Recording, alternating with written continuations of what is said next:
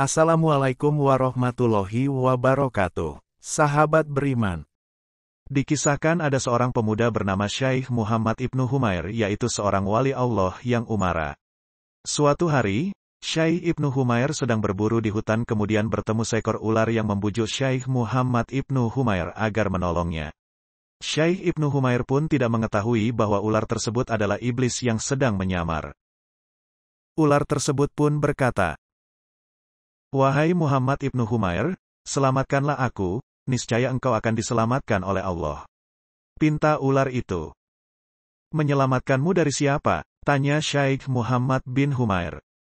Ular itu berkata, "Selamatkan aku dari musuhku." Syekh Ibnu Humair berkata, "Lalu di mana musuhmu?" Ular itu menjawab, "Musuhku ada di belakangku wahai Syekh."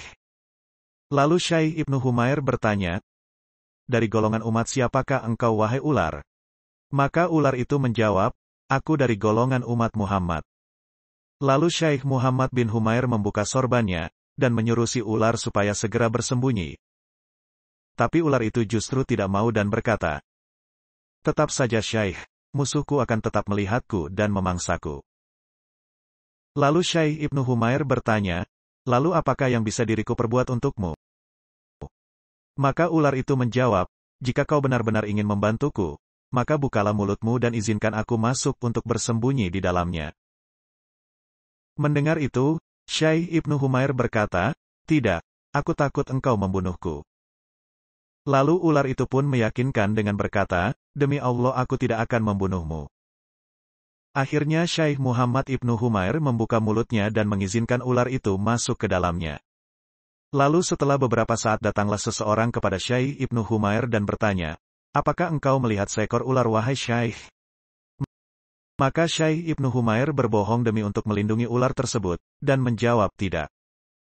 Kemudian orang itu pergi meninggalkan Syekh Ibnu Humair. Lalu Syekh Ibnu Humair pun beristighfar memohon ampun kepada Allah sebanyak 100 kali atas ucapannya yang berkata, "Tidak," kepada orang tersebut.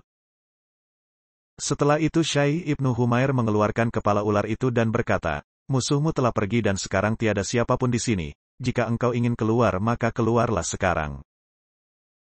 Namun iblis yang menyamar itu membantahnya dan berkata, "Wahai Syekh, sekarang aku beri engkau satu dari dua pilihan, yang mana yang engkau mau, hatimu akan kurusak atau hatimu akan kulubangi." Mendengar itu Syekh Ibnu Humair kaget dan berkata, "Maha suci Allah, di manakah janjimu wahai ular? Di manakah sumpahmu sehingga engkau melupakannya?" Ular itu pun berkata, "Aku tidak akan pernah lupa tentang permusuhan antara aku dan kakek moyangmu Adam. Di saat aku mampu membuatnya terusir dari surga, lalu bagaimana mungkin aku menolong keturunannya?" Syekh Ibnu Humair terkejut dan berkata, "Lalu engkau akan membunuhku?" Ular itu menjawab, "Ya tentu saja aku akan membunuhmu." Lalu Syekh Ibnu Humair berkata, "Maka tunggulah sampai aku beranjak pergi di lereng pegunungan itu." Dengan meremehkan ular itu berkata, "Baiklah." Setelah Syekh Ibnu Humair sampai di lereng pegunungan itu, beliau langsung mengangkat kedua tangannya dan berdoa kepada Allah. "Wahai Zat yang Maha Pelindung, wahai Zat yang Maha Pelindung, lindungilah aku dengan perlindunganmu yang tersembunyi. Wahai Zat yang Maha Pelindung, selamatkanlah aku dari ular ini dengan kekuasaan Engkau yang menguasai Arsy, sedangkan Arsy tiadalah mengetahui di mana Engkau telah menetapkannya." Kemudian Syekh Ibnu Humair berjalan kembali, tiba-tiba ada seseorang yang menghadangnya. Wajah orang itu ceria, sangat bersih dan bercahaya.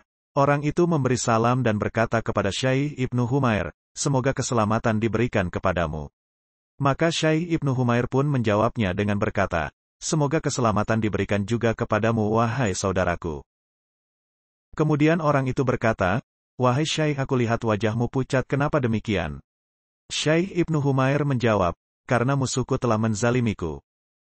Orang itu berkata lagi, "Di mana musuhmu?" Syekh Ibnu Humair berkata, "Musuhku berada dalam perutku." Lalu orang itu berkata, "Bukalah mulutmu." Maka Syekh Ibnu Humair pun membuka mulutnya.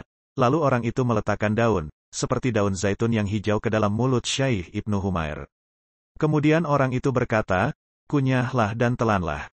Lalu Syekh Ibnu Humair pun menginyah dan menelannya. Tidak lama setelah itu, Perut Syekh Ibnu Humair terasa seperti dipukul-pukul dan terasa ular itu seperti diputar-putar di dalam perutnya.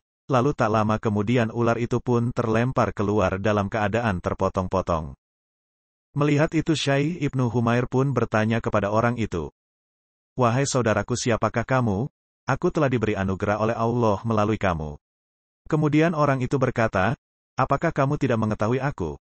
Lalu Syekh Ibnu Humair berkata, aku tidak mengetahui dirimu.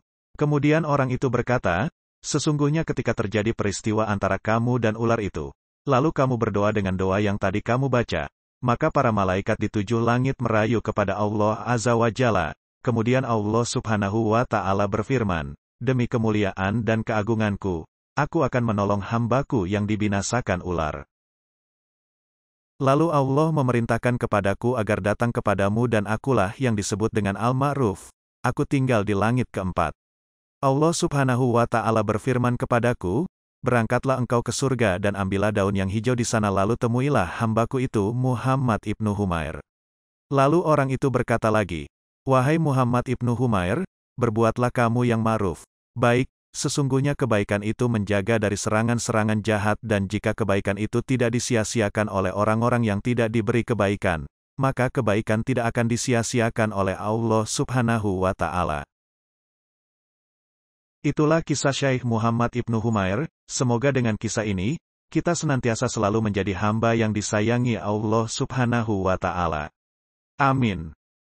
Akhir salam. Wassalamualaikum warahmatullahi wabarakatuh.